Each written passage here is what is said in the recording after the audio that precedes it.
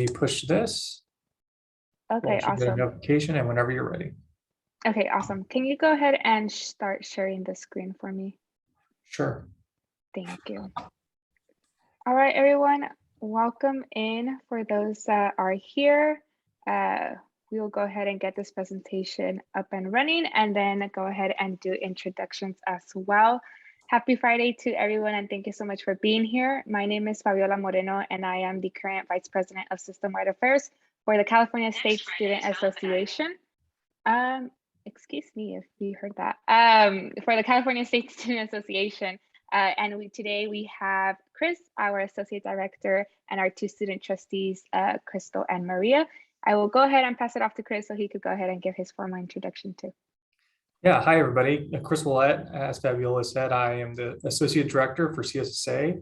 And my role really is to help Fabiola in all of the administrative processes for the student trustee search. So if you all end up deciding to apply, I will be a point of contact for you if you need or have any questions. Of course, we're all available, but I will be available full time for your any assistance. So thank you, Fabiola. And then Crystal, you want to go ahead and introduce yourself? Yeah, hi everybody. My name is Crystal Reyes. You can just call me Crystal. I'm your 2020-2022 student trustee. I'm the gal in the picture. I'm doing this. My pronouns are she, her, hers. I go to CSU Bakersfield. I'm a 5th-year computer science student, undergrad. And I'm happy to see some people I recognize in the call. So welcome, welcome. And I'm excited to be here today. And then Maria, go ahead. Hi everyone, my name is Maria Linares. My pronouns are she, her, hers. I'm from Cal State Fullerton. I am in the grad program, Master in Public Administration. My focus is in public policy. So in the future, I'll be working on higher education policy work. Awesome. And thank you for joining us. Yes, thank you so much, Maria and Crystal. Okay, awesome. I did forget to mention my school. So I go to San Diego State and I am a 4th year majoring in political science and minoring in public administration. And a little fun fact, I also applied to become student trustee a few years ago. So I do have experience with this process. But we will go ahead and start with the presentation. So this is the presentation for the next student trustee. This role is for 2 years. So as you heard Crystal mention, she started in 2020 and her term is going to end in 2022. So we do need another person to come in and fill her spot. Maria started barely this year, and so her role will end in 2023. The California State University system is the largest one in the nation. We serve about 500,000 students, around 485,000. You can see here our system goes all the way from the very north of California to the very south with San Diego State. And so we cover about 800 miles of California with students that are really diverse and come from many different backgrounds and have many different perspectives. Next slide. So here's just a picture. This is where the Board of Trustees sit, and this is where Maria and Crystal also sit as the 2 student trustees. The 2 student trustees, by the way, also have a voting seat, so they do get to vote on anything that is passed by the Board of Trustees. This shows you a little bit of the organizational chart when it comes to the Board of Trustees. At the very top, we have the board. The board is responsible in terms of directing the chancellor, and then the chancellor has his cabinet, the executive vice chancellor of general counsel, executive vice chancellor, the chief financial officer. He works a lot with the budget of the CSU. We have the vice chancellor of human resources at the bottom, university relations and advancement, the chief audit officer. So all of these people work under the chancellor, and then the chancellor reports to the Board of Trustees. The Board of Trustees is comprised of all the campus presidents. So if your campus, if you're from Dominguez Hills and your campus president would sit on this Board of Trustees, my campus president sits on the Board of Trustees as well. Next slide, please. Thank you. So here you can go ahead and see Sorry, I have a question in the chat. Do the campus presidents vote? Yes, they do vote. So the campus presidents do vote, as well as the student trustees. So Fabiola, the presidents do not vote. They just sit in on the meetings and observe and answer questions when asked upon. Yes, I am so sorry. That's what I get for trying to answer a question in the chat while presenting. Thank you. All right, so how was the Board of Trustees developed and what do they really do? They are really in charge of providing direction and coordination to campus curriculum and development. They also oversee the management of funds, property, and facilities, and investments that are going into the different campuses. The Board of Trustees also appoint the chancellor and the vice chancellors of the system. And they also, do appreciation of the current effectiveness and the future needs of the California State University. Again, since the campus presidents are there, they do have, the campus presidents are in charge of their own campus, but all together they come together and see what the good for the whole system is, right? Next slide. And so here is a little bit more of the composition of the 25 trustees. Ex officio trustees are the ones that are designated per position to sit on the Board of Trustees. And then if you go to the next slide, you could see that these are the trustees directly appointed by the governor. And then here are the faculty trustee, the alumni trustee, who also is appointed by the governor, and then the 2 student trustees on your left.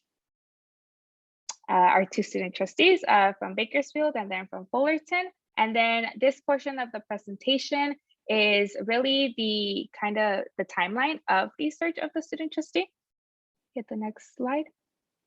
All right, so the application is already open. It is due the 31st of January, and all materials need to be submitted online by 5 p.m. So it's not an 11:59 deadline, it's a 5 p.m. deadline on that day, and they all have to be submitted online. The applicants will be notified of their application status February 14th, and then February 28th, the interviews will take place.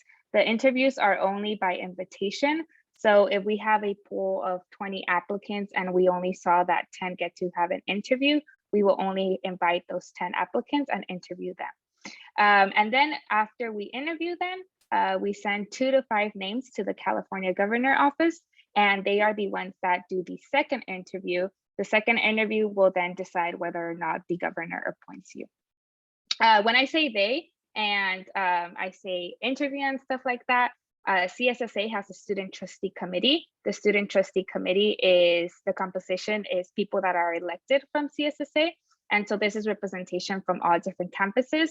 The committee is in charge of reviewing the applications, sending those names to the governor's office, etc. And then the panelists for the interview are all the campus presidents of all 23 universities. So those are the people who will go ahead and conduct the interviews. Next slide, please, Chris. Thank you.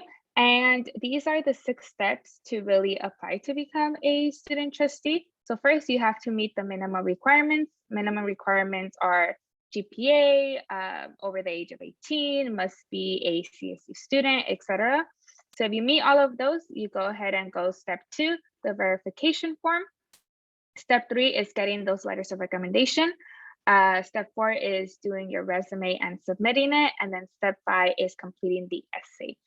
Step 6 is then putting all of those, the recommendation letters, or excuse me, the resume, the essay, and the verification form. You put all of that in the digital application in step 6, and then you turn that in and you are all set to go.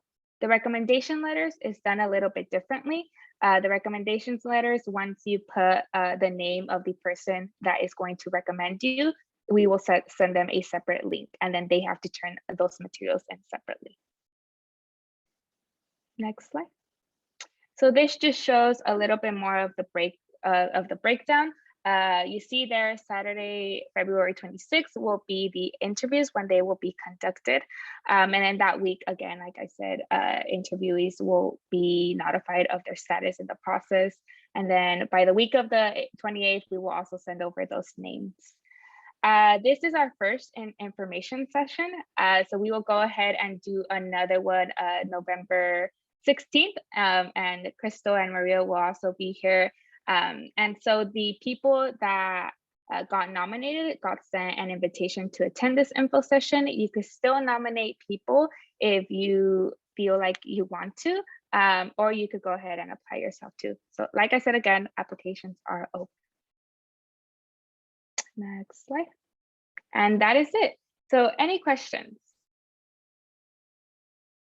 We will go ahead and now move on to a Q&A. And this will allow us to kind of just ask both Maria and Crystal a little bit of questions of what they do in their role, etc. And then we will go ahead and open it up for questions from all of you. All right, Crystal and Maria, y'all ready? All right, Ready. awesome. Okay, so any one of you could start, but my first question is, what do you think makes a good student trustee? I can put in some things, and I know Maria also has some things. So the first thing that would make a really good student trustee is having the heart for students, right? So if you've been involved with either AS work, activist work, leadership roles in a club on campus, or even previously in high school, you'd be a great fit for this position because the skill sets, like, bringing students' problems to the attention, solving the problems, whether like you're in AS and you're trying to solve a budgetary issue with the university, or if you're a club president and you're like, hey, there's an event that students want and it would fulfill a need. So as long as you have this heart for students, as well as I think another important aspect to have is to be able to speak your mind, even in a room where you may be one of only 2 students. So, and keeping people accountable that way. So I think those are the 2 most important things for a student trustee. What about you, Maria? Yeah, for sure. You touched on all the important ones. I think passion is going to take you really far because once you're passionate about something, you put your heart and soul into it. And so confidence can grow from your passion. So you may be so passionate about a topic, for example, housing insecurity, that you no longer feel shy to speak up because you know that's something that's affecting a friend of yours or other students in your campus or maybe yourself.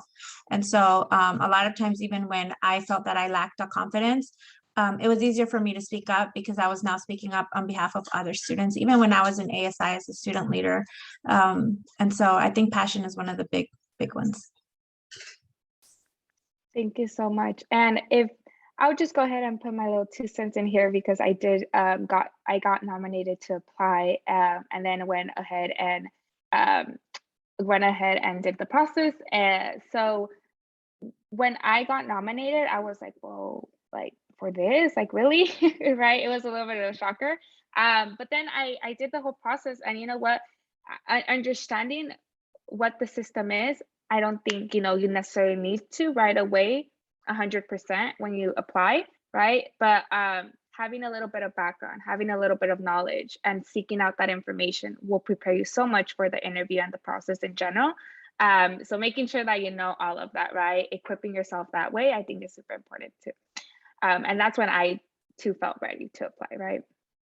All right, next questions. What sort of issues have you led in your time as student trustee? So there's a lot of issues. So the first thing that, I worked on, so let me preface this, the student trustees and CSSA, the people that are holding this event, like we technically are like in these separate positions, these separate spheres, but we work very, very closely together.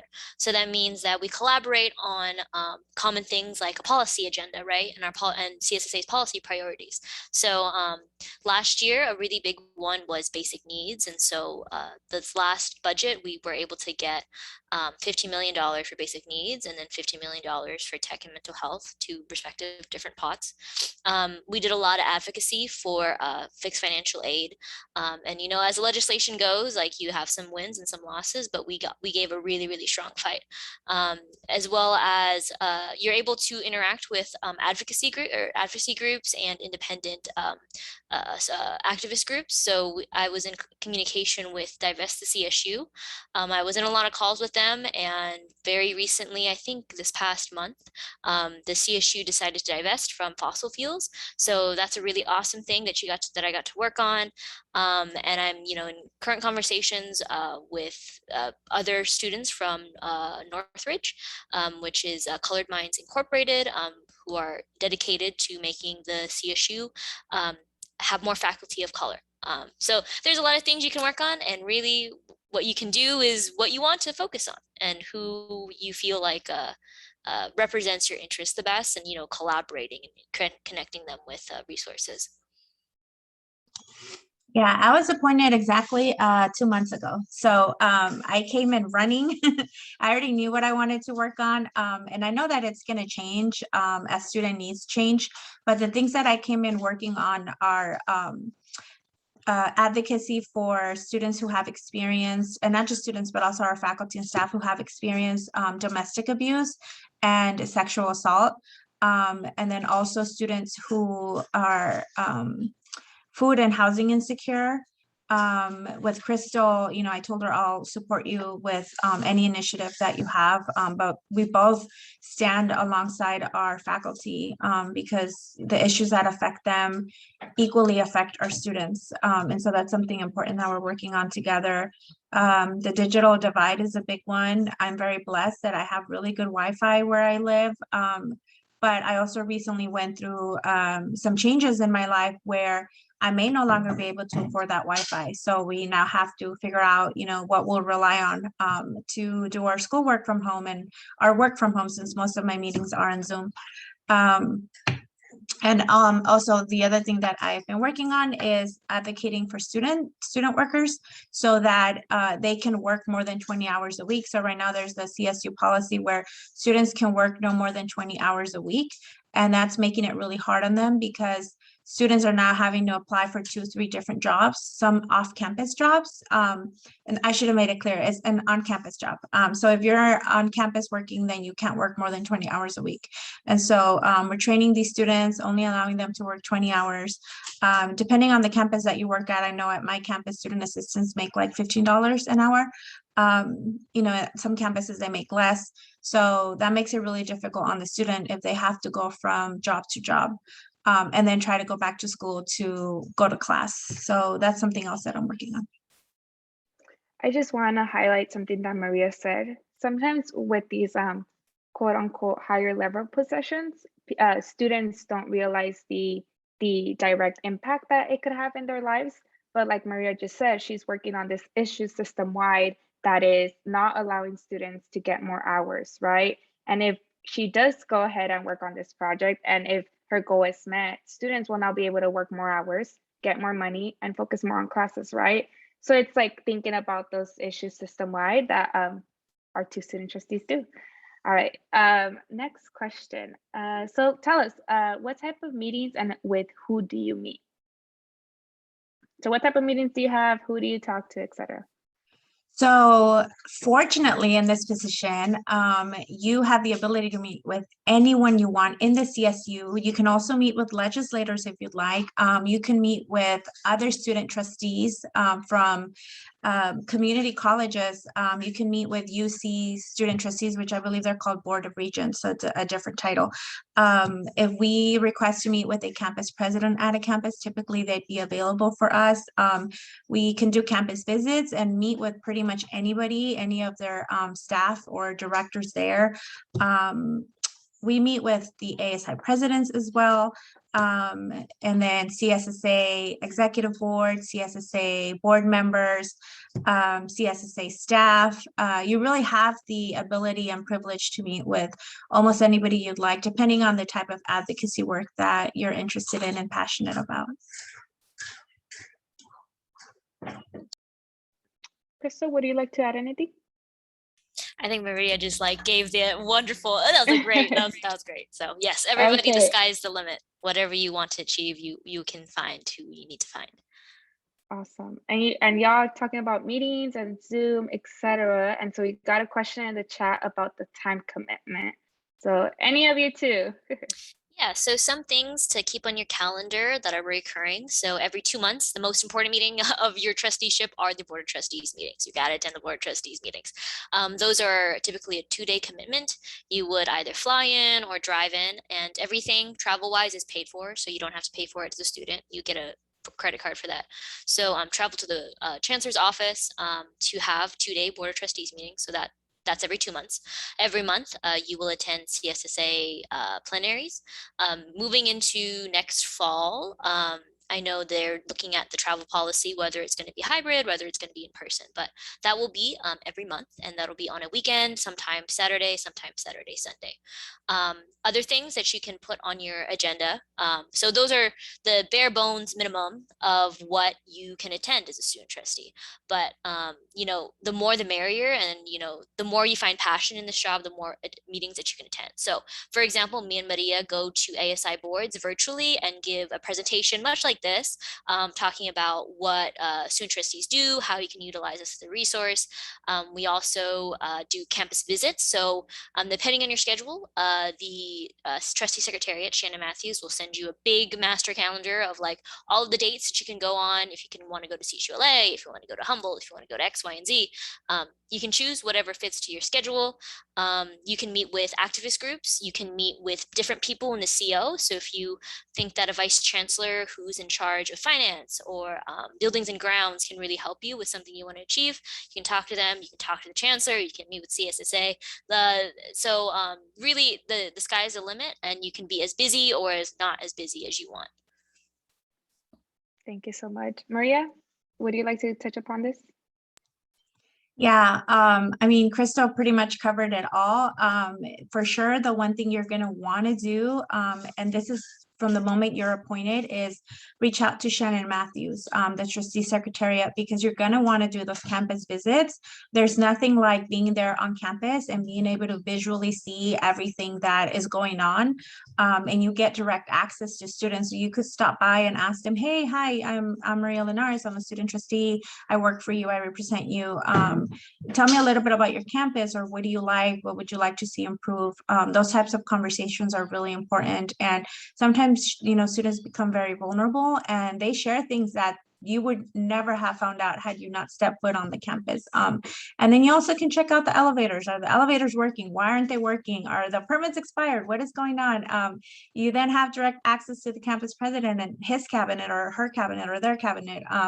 And so, those are some things to consider. Crystal, I know her first year, she went through the pandemic, and her first year was hard because she was doing everything through Zoom, but now she's traveling all over California, back and forth, trying to hit as many campuses as possible. And I've been doing this for 2 months, and I've already traveled to 4 different campuses. I'll soon be going to San Marcos, so that'll be my 5th. And then my 6th one will be Humboldt in December. And I found out a lot of things that, I would have never found out even through social media. So yeah, definitely add those to your calendar.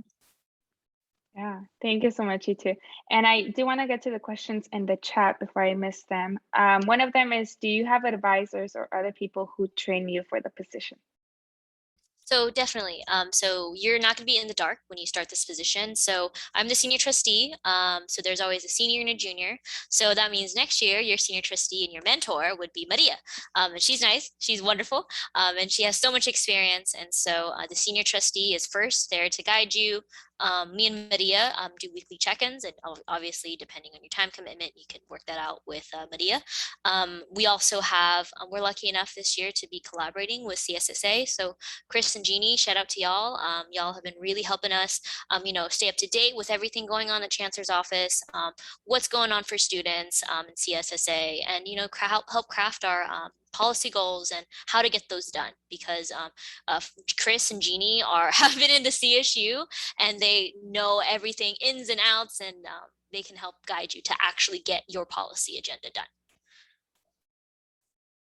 Yeah, you covered it pretty well. One thing I've done too is reach out to former student trustees, just to stay connected with them and try to figure out what were some things that you struggled with, maybe back in 2016, because I want to see if those are things that we still are struggling with as student trustees. Yeah, but Crystal covered it all. All right, awesome. And let's see. Is this a paid position compensation? Can we talk about that? Yeah, absolutely. So you get your tuition at the beginning of every semester, you get your tuition waived, so you don't have to pay your tuition. And then as well, every day that you work, whether it be 1 hour or 24 hours, you get paid per diem, so you get $100 per day. So theoretically, if you worked every day for a month, you could get $3,000 on top of your tuition stipend. And so in addition, just for my own personal finance, so just to make sure that I can, get other knickknacks here and there. I also have a job on campus virtually. I don't work the full 20 because I just want to keep myself sane. So there is definitely a paid position aspect to it, and I hope that the finances aren't a big barrier to those, especially that are struggling with finances. So if you're passionate about it, hopefully it'll be enough compensation for you to get things done. So say, for example, you had one meeting today, just one. Would you get paid $100 still? Yes, if you just had one meeting, if you had just had one meeting, or if you had 10 meetings in a day, you would still get $100. It's just per day. Awesome. Thank you for clarifying. And then Maria, anything you want to add? Yeah, so it may seem like a lot. You may think, oh, I'm only going to meet with somebody for 30 minutes. It's one meeting. That's great. I'll make $100. But then you also have to consider there are the days when you fly to a campus, fly back, drive there, drive back. Doesn't matter if you drove 3 hours, you're still only getting $100. And then Saturday, CSSA, if you're there for 8 hours, you still only get $100. So you have to take that into consideration. If you're thinking that you're going to work on weekends, you wouldn't be able to do that on the days that you go to CSSA. And then I do want to ask another question that was in here. Does the CSU limit you in what you can do as a trustee, since it's technically part of a larger group of people? That's a great question. And it's a little bit of a nuance. So basically, the only thing that they limit you on is that you can't speak on behalf of a board. You can speak on behalf of your experience as a student, you yourself as one student trustee. So basically, you can only speak for yourself. And you can't say like, oh, the Board of Trustees supports this bill, or the Board of Trustees thinks. Usually that's, it's similar to like how a president can only speak for an organization. It's only the chair can speak for on behalf of the Board of Trustees. Otherwise, you're free to comment on anything that you feel as a student and as of your experiences. Yeah, and then you also have to consider if you're part of a group or part of an organization that stays outside of the Board of Trustees room. So you can't vote on behalf of something that's going to benefit that one group, especially if it's financial. At that point, you'd have to remove yourself from that and, let the chair know or let the Board of Trustees know, this is why I'm removing myself. So if I was part of an activist group, for example, at that point, I'd have to be transparent and let everybody know that I'd have to remove myself and I could not vote in that moment. Yeah, I'd love to add on to that. I currently have to step out of closed session for student workers because I work at the writing center. So because it would technically even though I'm just one student, even though it technically support me, I still have to step out. But that doesn't mean that I don't do my job. It doesn't mean that I can't do my job. It's just one meeting out of many that I'm unable to sit in. So don't even worry about that. Okay, awesome, you too. We got another question. How challenging is this position while balancing your academics as well? I'm not gonna lie. It is very hard. Please don't lie. I want to be transparent. You have to be really good at, or become really good at organizing your schedule and want to self-care for yourself, because you have to be able to say no to some things. Like earlier, Crystal and I had a meeting scheduled on the calendar at 12:30. I had maintenance in my apartment trying to fix my door. So I had to text her and say, I'm so sorry, I can't make it to the meeting. There's no way. I don't want to be unprofessional and then be turning around and speaking to maintenance while they're fixing something. So you have to be able to, just advocate for yourself as well, because you can't pour from an empty cup, right?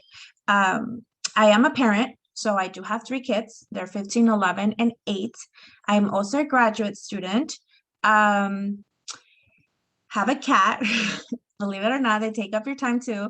I'm very involved with my kids, so I'm very involved with their school. I'm also on the school site council as a voting member, but somehow I make it happen.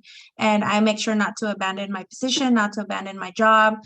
Crystal and I are always in the loop, always checking in with each other. If she talks to a vice chancellor, she'll let me know, hey, this is what's going on. This is what I found out. If I emailed somebody in the chancellor's office and I got some piece of information, then I will then share it with her.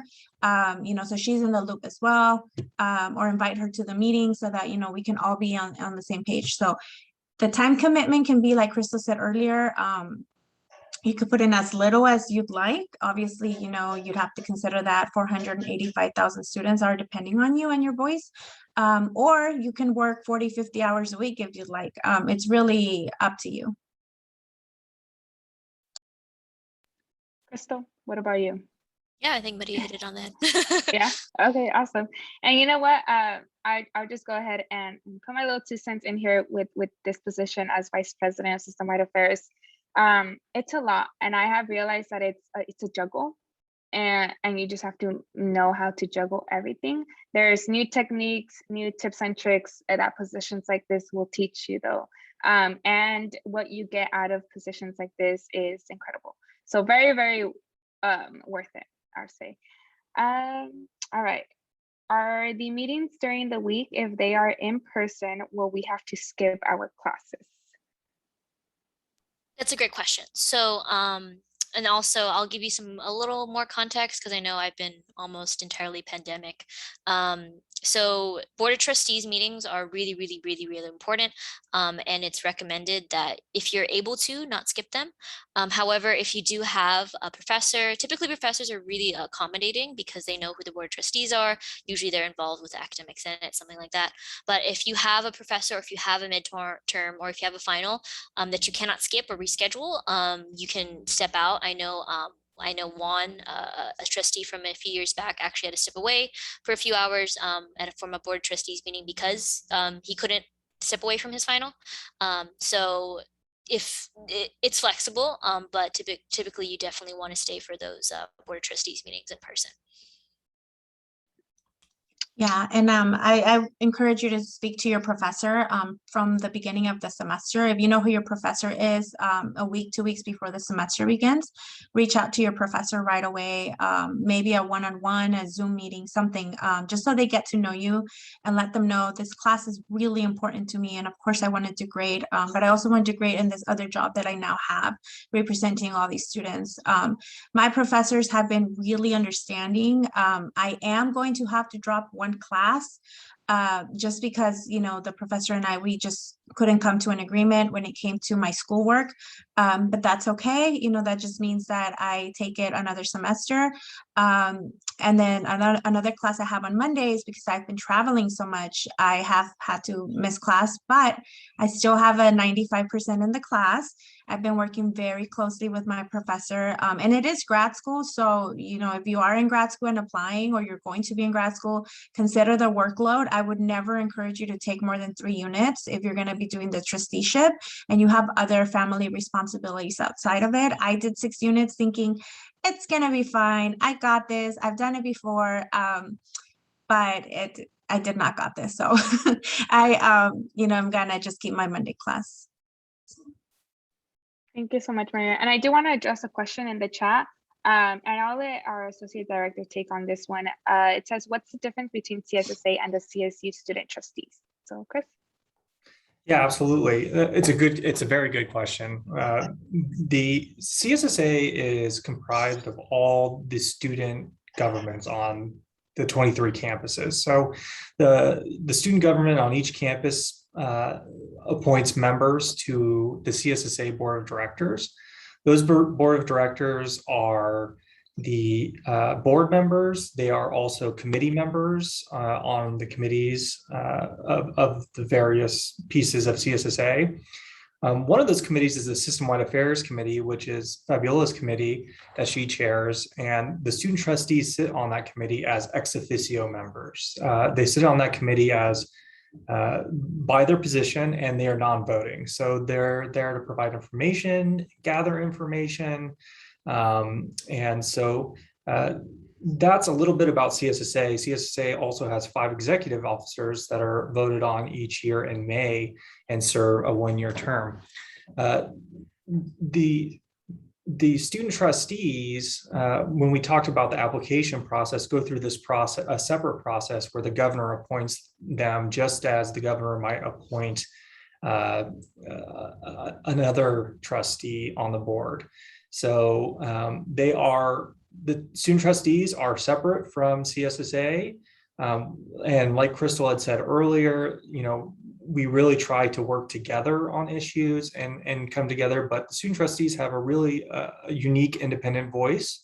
And this is just a structural piece of how it works. CSSA also provides a report at all of the Board of Trustees meetings as the recognized voice of students by the Board of Trustees and the state legislature. Just as the Academic Senate does, they represent faculty, and the Alumni Council representing the alumni. And they each have trustee members too, who work with their organizations, but are not tied to the voice or the proposals from those independent organizations. Crystal, Maria, did I miss anything? No, I think you hit it straight on the head pretty much. I think the only thing to distinguish is, yeah, we are independent from CSSA, and you like 99.9999% of the time, we like agree with CSSA wholeheartedly. I can only think of one instance that was before my time that we disagreed, but you basically use your expertise as a student leader in your past, and all the experiences you have, and use CSSA as a really great source of information and advisor. But you're free to make your own decision. Yeah. Another way that I like to think about it too is CSSA is an organization that represents the voice of all CSU students. The Board of Trustees is another entity that makes policy, recommends things, etc. These 2 student trustees sit on the Board of Trustees. CSSA and the Board of Trustees work together to represent all CSU students collectively. They're different governing bodies, right? CSSA is comprised of all 23 campus presidents, student presidents, let me make sure I make that clear, 23 ASI campus presidents, and then the Board of Trustees is comprised of the 23 campus presidents, right? So it's a little bit of differentiation. Fabiola, just real quick, just to answer one of these questions real quick, why do we interview with CSSA and then the governor's office? That's also a very good question. I think the easiest answer to that is the governor's office have allowed the students to have a stake in helping appoint students that they believe would represent their voice as well. We send 2 to 5 names, like Fabiola said, so we have more than one candidate going to the governor's office, but ultimately the decision is theirs in the end. And this is no different than what the faculty have to do. So the Academic Senate does an interview process and then sends a name to the governor or a couple names to the governor to be appointed. So that's really the reason. It's just a part of the law that is set out for that in education code. And yeah, and just one other thing I just wanted to quickly say is, it's my observation that staff members, myself included, our executive members at CSSA, but also other trustees, members of the chancellor's office, they want the student trustees to succeed and they want to hear your real and honest voice. That's my opinion. I can be negated on that, but I think folks want to see the students succeed in trying to accomplish their goals. Yeah, exactly. All right. And let us know if that was a little bit confusing too, so we could go ahead and clarify in a different way. We want to make sure that all of you understand this process and the differentiation between the 2 groups. We have another question, and it is, let me see. Okay. What characteristics are needed to excel in this role? You have to be organized. That is for sure. Or work at becoming very well organized. Empathetic, I think, is really important. There are going to be a lot of students that are going to share their personal stories, sometimes while crying to you. So you have to be able to show that level of empathy and understand that though you may not have experience, or maybe as a student trustee, you're a little more privileged or grew up a little bit more privileged, that you have to try to understand where these students are coming from. Sometimes, be patient, because sometimes student activists will be upset with you and they will yell at you. And, as a student trustee, you just have to stay calm and collected and again, understand where they're coming from, right? Because as a student trustee, you have this huge privilege. You oversee 23 campus presidents, you oversee and appoint the chancellor. You work directly with the vice chancellors. So that's a huge privilege in the CSU system. You have access to legislators. There's a higher chance that they'll meet directly with you, as opposed to if you were a student at large and you maybe didn't have this title. Sometimes, the title helps. And I don't know, did I miss anything else, Crystal? I would also have to add, you have to have problem solving ability. So, like looking back at either just like your school career or your leadership career, if you're able to think of a plan, let's say a student comes up to you with an issue, where do you go in order to solve the issue? Who do you advise when you solve the issue? That's a really great thing to also consider. Who would you turn to in times of you don't know what to do? Right. And so, you have CSSA, you have your senior trustee mentor, you have other trustees. Who do you turn to? Being resourceful in that way to achieve your goals, as well as being able to, as I mentioned before, speak up in a room full of 23 adults. I know we're all adults here, but we're students. In a room full of adults that haven't been in college for 30, 40 years, and being able to, talk to them and say, hey, these are real issues students face today. It was different 30, 40 years ago.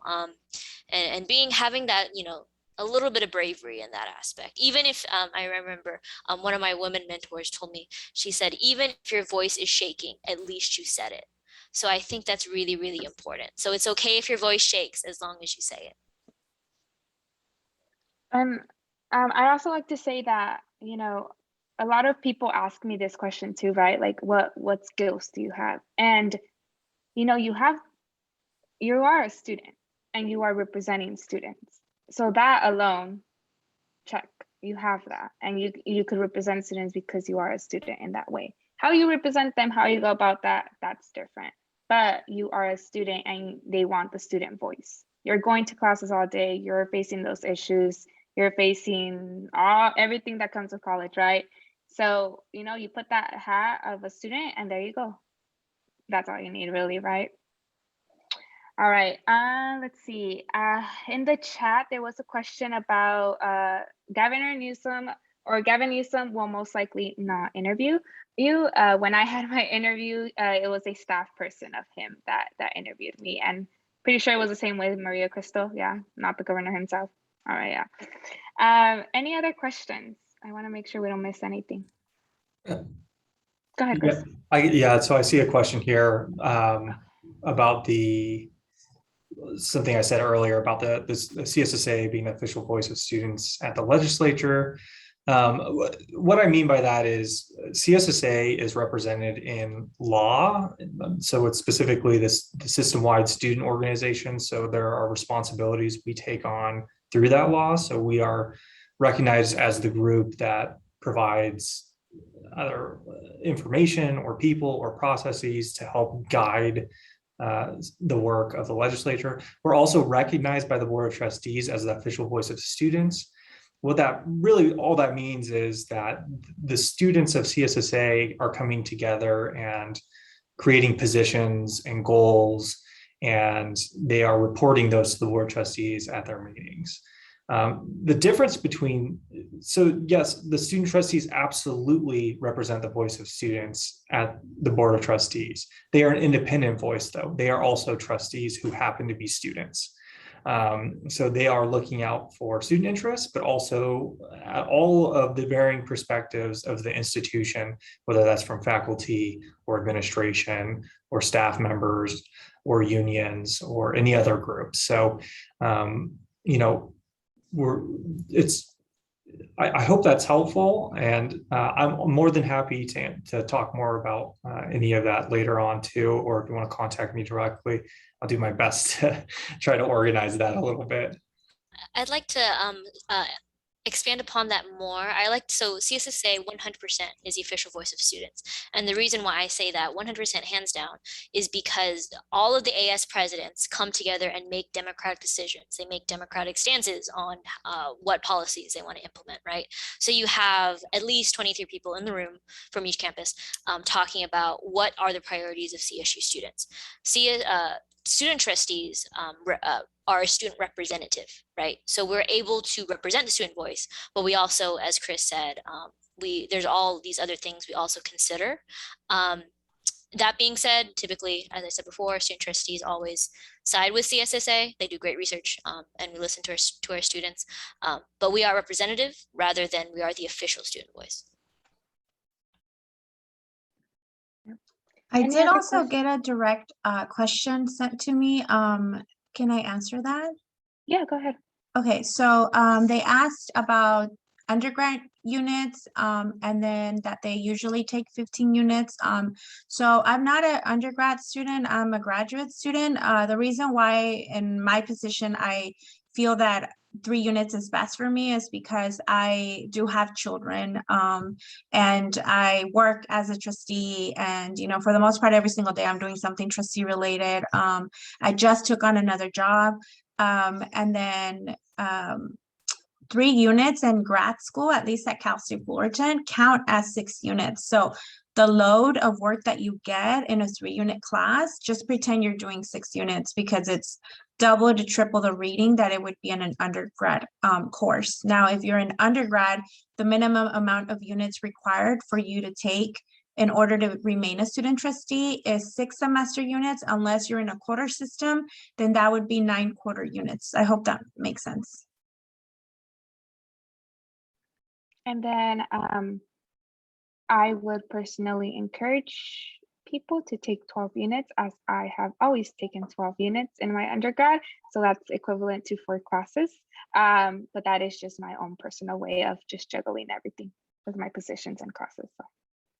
And then we have what is a good way to contact each of you? Chris, if you could pop our my email and your email in the chat, please.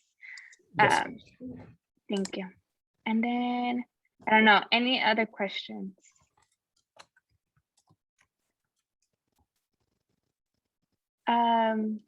There's a question for the trustees in the chat. Can we email the trustees too? If you want to put your email, go ahead and do that in there.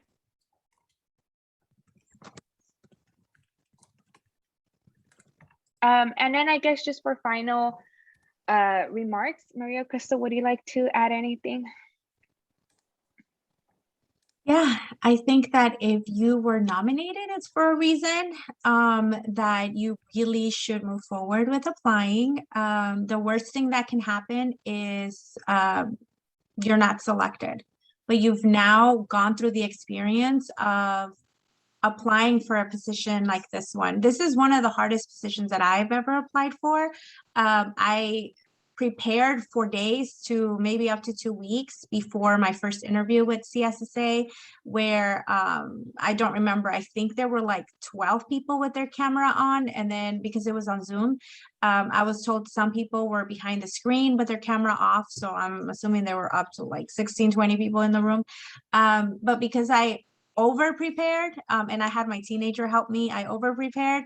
I felt very confident, nailed the interview, did great. So by the time I had to interview with the governor's office, I already had all my notes. I was good. I felt the CSSA interview was far more difficult and nerve-wracking than the one with the governor's office. And the governor's office was also shorter. I think it was like 25 minutes or 30 minutes. And then there were 3 people in the room. So it was 2 staff members, I believe, and a former UC trustee.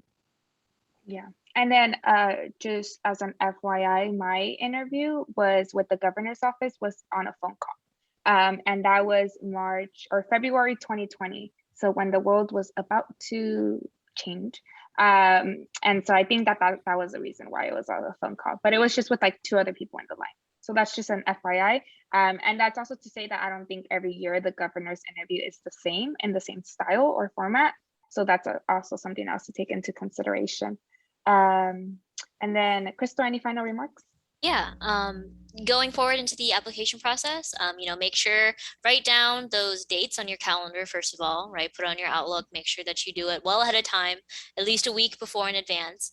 I know, and, proofread your letter of intent, proofread your essay paragraphs.